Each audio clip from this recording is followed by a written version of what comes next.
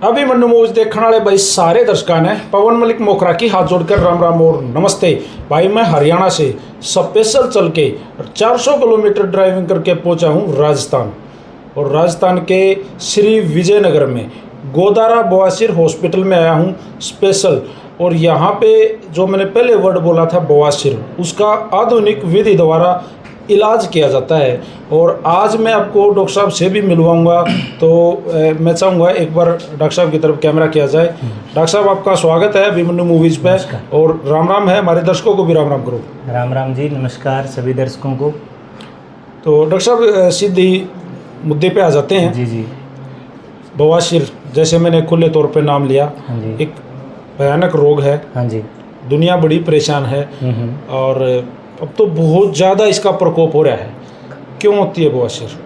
बवासीर के वैसे तो कई कारण हैं। आजकल खान पान भी बहुत ज़्यादा डिस्टर्ब हो गया पब्लिक का, और कब्ज़ की बीमारी बहुत ज़्यादा रहने की वजह से भी ये प्रॉब्लम काफ़ी ज़्यादा होने लग गई। खान पान में, पाचन तंत्र में थोड़ी दिक्कत आना, गर्म तासीर का भोजन करना, बहुत ज़्यादा दस्त लगना, या गर्म दवाओं का, नशे का सेवन करना, या अत्यधिक नॉनवेज आदि का सेवन करने से ये बीमारियां आती है। और ज़्यादा सिटिंग करने वाले लोगों को भी ये ज़्यादा परेशान करती है। और ये कितने प्रकार की होती है, मतलब बवासीर के कितने फॉर्मेट हैं? वैसे तो 2 प्रकार की है, खूनी और बादी, स्थानीय भाषा में अपने कह देते हैं। इसकी 4 स्टेज होती है, फर्स्ट, सेकंड और थर्ड और फोर्थ। जी। जैसे ये बवासीर की आपने जिक्र करा, तो इसके साथ कई चीज़ें और भी हैं, बाहर भी लिखा होता है और आपके वहाँ बोर्ड पे भी लिखा है, 2-3 नाम और हैं इसके। हाँ, बवासीर है, बगंदर है, फिशर है। जैसे ये है वैसे ही दूसरे भी गुदा रोग हैं, बगंदर और फिशर, उनका भी यहाँ ट्रीटमेंट किया जाता है। ये सब आप मतलब पक्का ठीक कर देते हो? जी, इसमें हम जर्मन विधि द्वारा बिना किसी दर्द और बिना किसी चीरा फाड़ी के ठीक करते हैं, और आधे घंटे में मरीज को छुट्टी दे दी जाती है। और किसी भी तरह का कोई भी शारीरिक कष्ट मरीज को इलाज के वक्त या इलाज के बाद नहीं होता है। मात्र आधे घंटे में? बिल्कुल जी, मात्र आधे घंटे में मरीज को ट्रीटमेंट देके, और मरीज को बस या कार जिससे भी पेशेंट आया है उस पर चढ़ के अपने घर जा सकता है। और एक आधे दिन के बाद, 1 या 2 दिन के बाद अपना दैनिक जो जीवनचर्या का काम है वो कर सकता है जी। मतलब एक किसान है तो खेत में काम कर सकता है। हाँ, एक ड्राइवर है तो कार चला सकता है, गाड़ी चला सकता है। बिल्कुल। अगर किसी के बहुत ज़्यादा स्टेज बढ़ी हुई है, या प्रॉब्लम्स बहुत ज़्यादा है, इन्फेक्शन वगैरह बहुत ज़्यादा हो गया, ब्लीडिंग बहुत ज़्यादा आ रही है, तो वो एक अलग बात है कि 2-3 दिन उसमें ऐड हो सकते हैं। अच्छा, दर्द का आपने जिक्र करा, जैसे दर्द, हाँ जी, कि आप कह रहे हो दर्द नहीं करेंगे, तो आधे घंटे में आप ऐसा क्या करोगे जो दर्द भी नहीं होगा और पेशेंट आधे घंटे में ठीक भी हो जाएगा? ये भी बहुत अच्छा सवाल है, आपके माध्यम से बताना चाहता हूँ मैं। बिना दर्द की बात, दोनों ही अलग अलग बातें हैं। दर्द वहाँ होगा जहाँ चीरा या कोई धागा कसा जाएगा। अगर चीरा लगाएंगे या धागा कसेंगे तो दर्द बहुत ज़्यादा होने की संभावना रहती है, लेकिन हमारे यहाँ पर जर्मन मशीन द्वारा बहुत ही अत्याधुनिक इलाज किया जाता है, जिसमें कि मस्से को जड़ सहित सुखा दिया जाता है, सुखा के वहाँ से हटा देते हैं। तो ना तो किसी तरह का दर्द होता है, ना किसी तरह की ब्लीडिंग होने की संभावना रहती है, और बहुत जल्द मरीज अपने काम पे लौट जाता है, और बहुत ही कम दवाइयों के खर्च के साथ। अच्छा, मैं एक बात और पूछना चाहूँगा। ठीक है, आपने आधे घंटे में उसको ठीक कर दिया, 1-2 दिन में वो अपना काम भी करेगा। जी। लेकिन दोबारा होगी तो मतलब होते ही अक्सर? बिल्कुल। अक्सर पेशेंट ऐसे परेशान है कि वहाँ से दवाई लिया था मैं, ठीक हो गया, दोबारा मुझे हो गया। होता है। बवासीर के दोबारा होने की जो बात है, उसका जवाब मैं आपके चैनल के माध्यम से सभी दर्शकों को देना चाहता हूँ कि हमसे अगर आप बवासीर का ट्रीटमेंट करवाते हैं तो आपको कम से कम 40 से 45 दिन हम मिर्च ना खाने का बोलेंगे। यानी मिर्च का हमारे यहाँ से इलाज होने के बाद आपको परहेज़ रहेगा।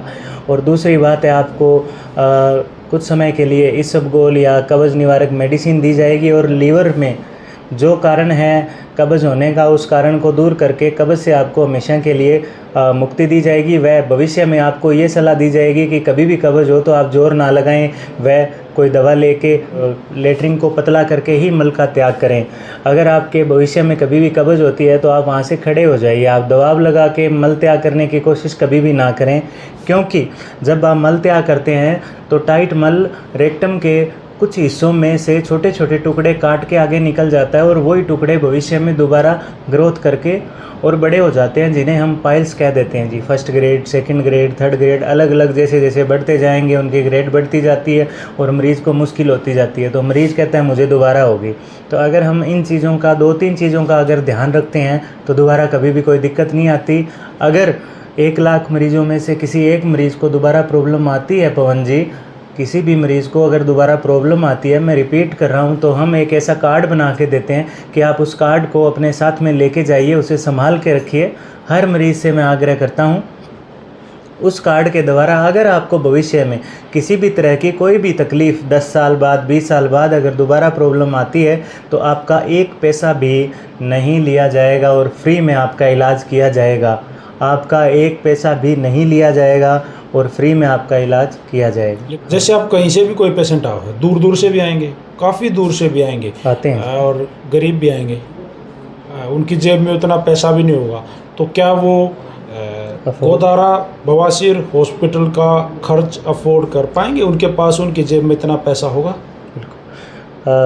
देखो, हर किसी कंट्री में जो अर्थव्यवस्था की जो दृष्टि है वो हर समाज में अलग अलग होती है। यहाँ मिडिल क्लास भी होंगे और गरीब अवस्था में भी पब्लिक होगी, लेकिन हमारे यहाँ से जो इलाज है वो किसी भी वर्ग का मरीज़ है वो आसानी से ले सकता है, चाहे वो 400 किलोमीटर से आए, चाहे वो और ज़्यादा दूर से आए, और बहुत ही आसानी से ट्रीटमेंट लेके जा सकता है। बहुत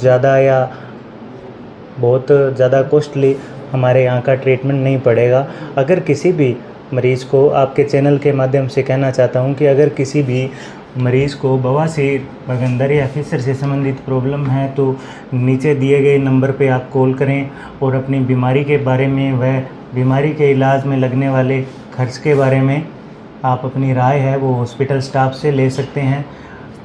टीवी की स्क्रीन के ऊपर हॉस्पिटल के सीनियर स्टाफ के नंबर लिखे हुए हैं, आप कभी भी कॉल करके और आप जानकारी ले सकते हैं। और मैं आपके अच्छे स्वास्थ्य की ईश्वर से कामना करता हूँ। राम राम, नमस्कार, आपका भी बहुत बहुत धन्यवाद सर। राम राम।